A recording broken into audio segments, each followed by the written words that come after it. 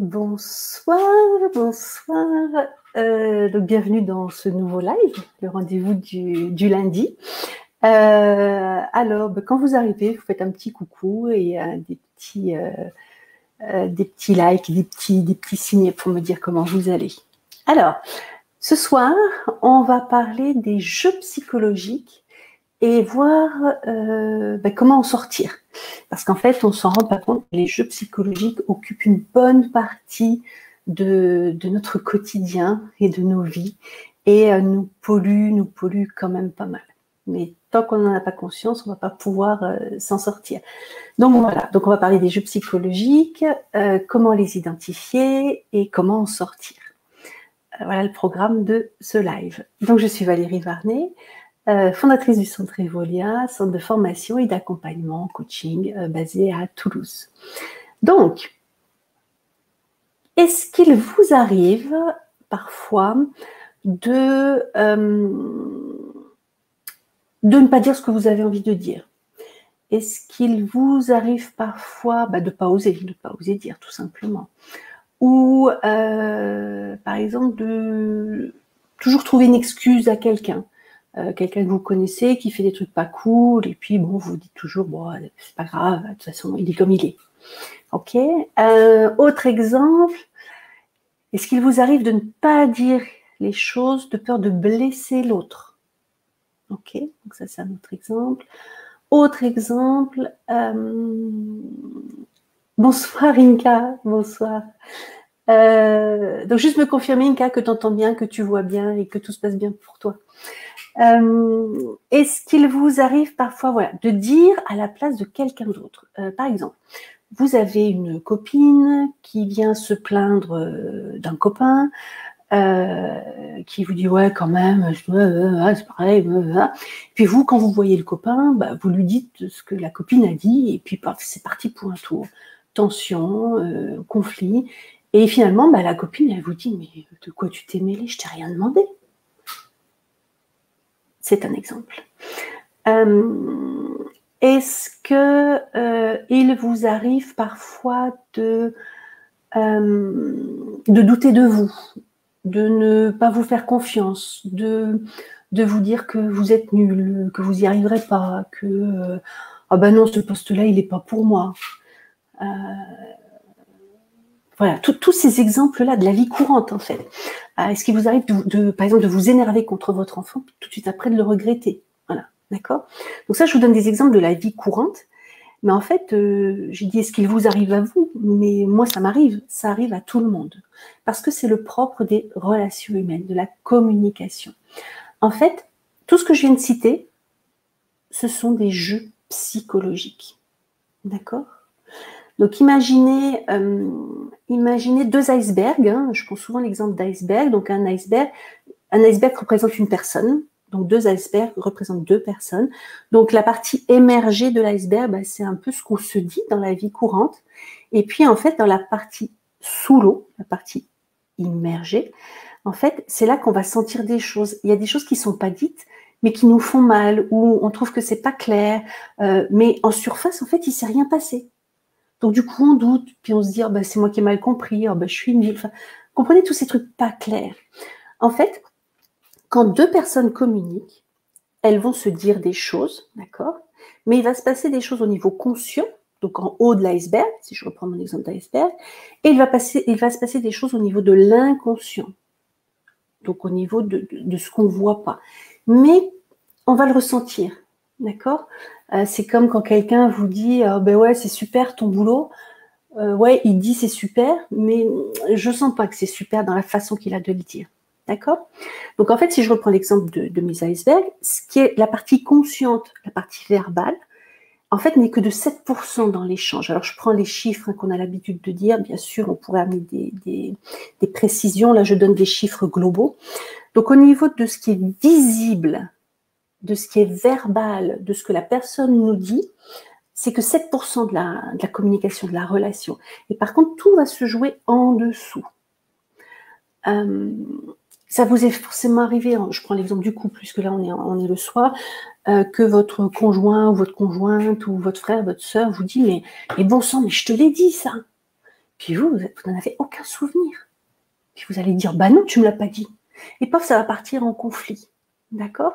Donc ça, ce sont des jeux psychologiques. Pourquoi? Parce qu'il y a une des personnes qui est sûre de l'avoir dit, et c'est possible. Mais il y a une personne qui n'était pas forcément totalement à l'écoute. C'est-à-dire que quand on se parle, il se passe des choses quand on est en train de parler. Là, par exemple, je suis en train de vous parler, vous êtes en train de m'écouter, de me regarder. Donc, vous êtes plutôt concentré sur ce qui se passe.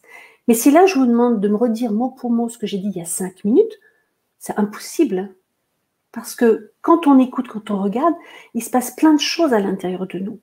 On va se raconter des choses, on va se dire, ah bah tiens, quand Valérie a cité tel exemple, ah bah oui, je me rappelle, au boulot, ça m'est arrivé la même chose. Donc, si vous voulez, quand on est en relation les uns avec les autres, il va se passer des choses entre nous et il va se passer des choses à l'intérieur de nous. Tout ça pour vous dire que si quelqu'un vous maintient qu'il vous l'a dit, ben oui, c'est possible. C'est possible qu'il me l'ait dit, j'ai pas le souvenir. Mais si moi je commence à m'énerver en disant ben non, c'est pas vrai, tu me l'as pas dit, et que l'autre se maintient, oui si, je te l'ai dit, mais de toute façon c'est toujours pareil avec toi, t'écoutes jamais et tout. Paf, ça là, on part en engueulade.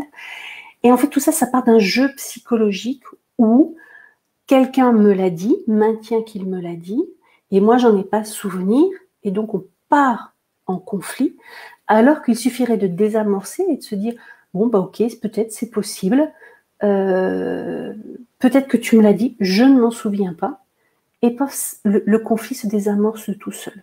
D'accord? Là, la partie jeu psychologique, c'est quand la personne va vous dire, ah, mais de toute façon, avec toi, c'est toujours pareil, c'est toujours le même système, tu m'écoutes jamais. Alors que non, c'est juste une information que je n'ai pas captée à un moment. Et ça peut nous arriver à tous. Donc, qu'est-ce qui est de jeu psychologique là-dedans? C'est quand l'autre me dit, c'est toujours la même chose avec toi. Donc, ça sous-entend que c'est un scénario qui se répète dans notre relation. D'accord? Et en fait, c'est ça, les jeux psychologiques. Ce sont des scénarios, des programmations inconscientes qui se répètent. Donc, on se retrouve souvent dans la même situation. Et cette situation-là, ben, on n'est pas heureux dedans. Et en même temps, on ne sait pas comment faire autrement. C'est un peu, ben, c'est des programmes qui se mettent en pilotage automatique, qui s'enclenchent un peu comme quand vous prenez votre voiture et que vous mettez la clé dans le moteur, que vous jouez sur les pédales et que vous démarrez. Vous n'en avez pas conscience. Ça se fait automatiquement parce que le programme conduite, ben, vous l'avez appris à une époque et puis il est parti un peu après un moment dans vos compétences inconscientes.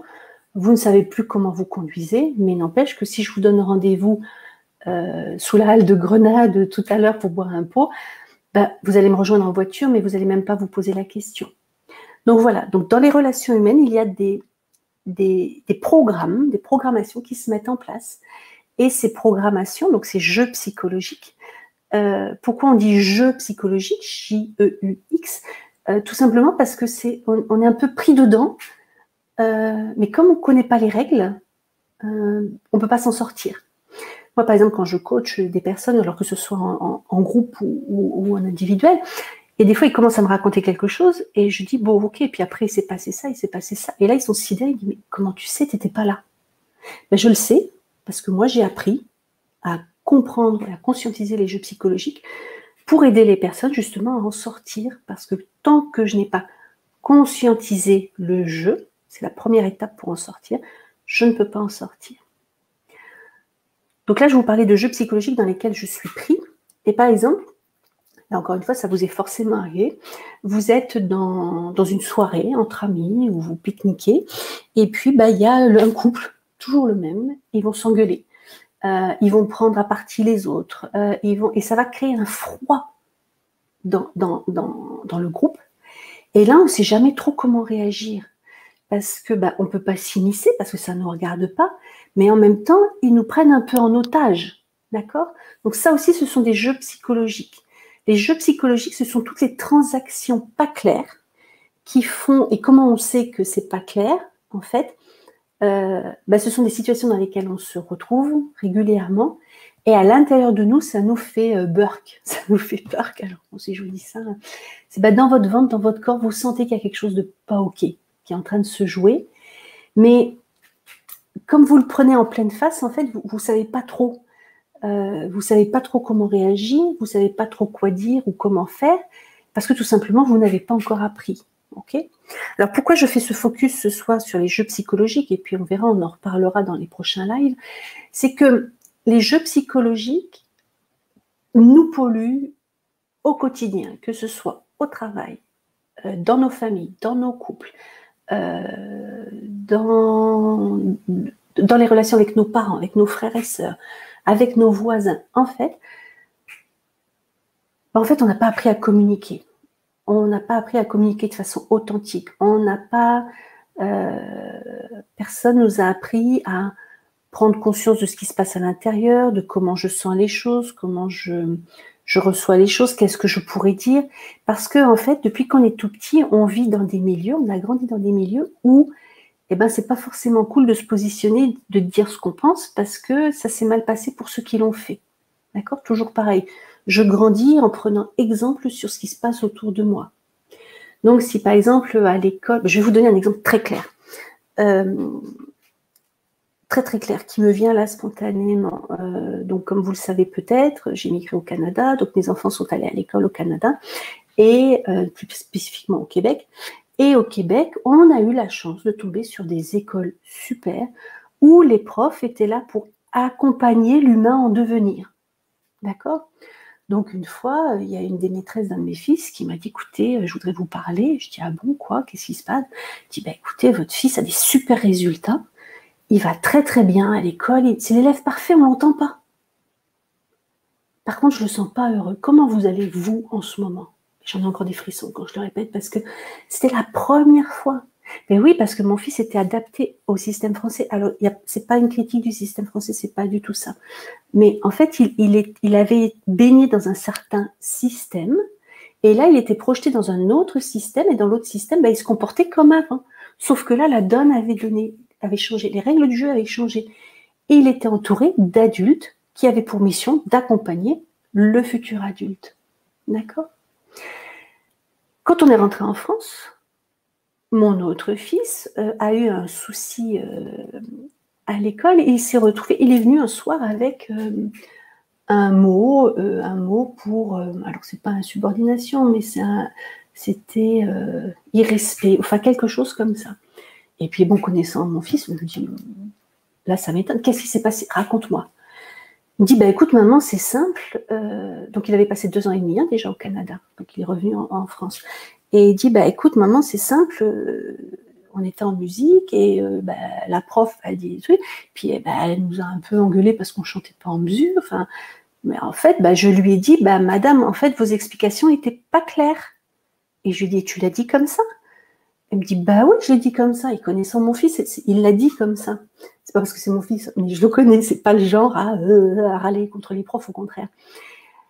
Et en fait, j'ai dit, mais on va voir cette maîtresse, enfin cette prof, pardon, on va lui expliquer qu'est-ce qui s'est passé. Elle me dit, mais laisse tomber maman, t'es plus au Canada. D'accord ? Et encore une fois, cette prof, en fait, le souci, c'est que on nous apprend pas à communiquer, on nous apprend pas à manager l'humain, on nous apprend pas dans les formations de profs, d'instit, on nous apprend pas à gérer la relation à l'enfant, à l'ado. Donc du coup, cette prof qui doit pas être forcément heureuse, enfin qui doit être sous stress, parce que c'est pas évident non plus d'être prof quand on a tout un groupe à gérer. Mais du coup, quand elle a eu cet enfant qui a juste dit les choses comme il les sentait, elle a mal pris. Mais pourquoi ? Parce que forcément, peut-être d'autres enfants avaient dit d'autres choses avant, et puis que ce jour-là, c'est mal tombé. Vous comprenez ce que je veux dire ? Donc les jeux psychologiques, c'est ça. C'est quand on dit quelque chose, et puis en fait, le résultat, c'est autre chose. C'est quand je propose une bonne idée au boulot, et puis mon chef me pique l'idée et dit que c'est lui qui l'a eue. Je vais en donner une, je vais en donner 2, la 3e, je vais la garder pour moi. D'accord ? Donc voilà, les jeux psychologiques, c'est toutes les transactions bizarres qui se passent dans la communication, dont on n'a pas forcément conscience. Par contre, on en subit les répercussions. Ok ? Donc pourquoi je fais ce live spécial ce soir ? C'est parce que vous êtes nombreux à me demander des outils concrets pour mieux gérer le quotidien. Et en fait, moi, de par mon parcours et de par mon expérience, je me suis rendu compte que quand on a bien compris les jeux psychologiques et quand on a quelques outils pour s'en sortir, en fait, ben, la vie devient plus cool, on est moins stressé parce que les jeux psychologiques nous polluent, nous rendent malades, ben, des fois nous empêchent de dormir. Ça vous est forcément arrivé de rentrer du boulot ou d'une réunion de famille et puis d'être malade ou à contrario, en sachant que vous allez par exemple à un repas de famille à Noël, ben vous savez que ça va se passer comme les autres années, et puis ben vous avez la boule au ventre parce que c'est pas cool. Pourtant vous l'aimez votre famille en général. Et du coup voilà, c'est tout ça, les jeux psychologiques. C'est quand je me retrouve dans les mêmes situations et que je me sens pas bien, d'accord? Et donc la première étape pour s'en sortir, c'est de le conscientiser, parce que souvent quand je suis malade, ben, je vais croire que c'est moi qui ai un problème. Donc je vais prendre des médicaments, je vais aller voir mon docteur qui va me donner des médicaments, qui va me dire bah, gérez votre stress, gérez vos émotions. Et oui, mais ok, quelque part c'est le résultat de ce qui s'est passé en amont. Et donc la relation à l'autre et la relation à soi, ben, c'est là où il y a le plus de disharmonie, parce que c'est là où il y a le plus de jeux psychologiques. Je vous ai parlé plus précisément ce soir des jeux psychologiques extérieurs, mais il y a aussi des jeux psychologiques intérieurs. Quand je manque de confiance en moi, quand je doute de ce que je fais, quand je crois que je suis pas assez bonne, quand je crois que je suis une mauvaise mère parce que bah, la voisine m'a mal regardée quand je suis rentrée ce soir. C'est voilà, c'est quand je prends ce qu'on m'amène en négatif et que ça se répète, ça se répète, ça se répète. Ok ? Donc voilà ce que je voulais vous dire ce soir. Donc la première étape pour s'en sortir, c'est déjà conscientiser que, attends, quand il y a quelque chose qui ne va pas, quand il y a quelque chose que je ne sens pas, c'est pas forcément moi qui déconne, c'est que j'ai peut-être capté quelque chose ou j'ai peut-être assisté à quelque chose qui n'était pas OK. Donc c'est quelque part lever le voile sur ce que je ne voyais pas jusqu'à présent. Et ça s'apprend. D'accord ? Donc voilà, donc déjà conscientiser que quand je me retrouve dans les mêmes situations et que je sens du burk à l'intérieur, je ne me sens pas bien, ben ça c'est des jeux psychologiques. Et là en fait c'est ce qui nous arrive le plus souvent possible dans la journée. Donc c'est un gros sujet. Donc ce que je vous propose c'est de faire un autre live le 3 juin, donc jeudi prochain, et là je ferai un focus sur le jeu psychologique qui nous pollue, qui fout la merde, pardon, excusez-moi, qui vraiment nous pollue, vraiment le plus, c'est le jeu psychologique, victime, persécuteur, sauveur, le fameux triangle de Cartman, que je vous présenterai plus en détail, parce que celui-ci, quand on a compris comment ça marchait, ben c'est comme une règle du jeu, en fait voilà, les jeux psychologiques, quand on est enfermé dedans, c'est qu'il y a des règles qu'on n'a pas compris, d'accord ? Donc je vais vous l'expliquer, je vais vous donner des trucs pour vous en sortir, mais pour que vous soyez conscient de ce qui se joue, de façon à ce que vous puissiez faire autrement. Donc je vous donne rendez-vous jeudi 3 pour un focus spécial sur le triangle infernal, le triangle victime, persécuteur, sauveur. Et vous verrez, je vous présenterai autre chose et je vous donnerai rendez-vous pour le lundi d'après. Mais bon, ça c'est une autre histoire, mais en tous les cas, l'histoire des jeux psychologiques, c'est super important d'en prendre conscience rapidement. Je vous embrasse. Tiens, ce soir, j'ai envie de vous embrasser. Donc, je vous dis à jeudi. N'oubliez pas de liker, de partager, parce que c'est un sujet qui nous concerne tous. Merci beaucoup.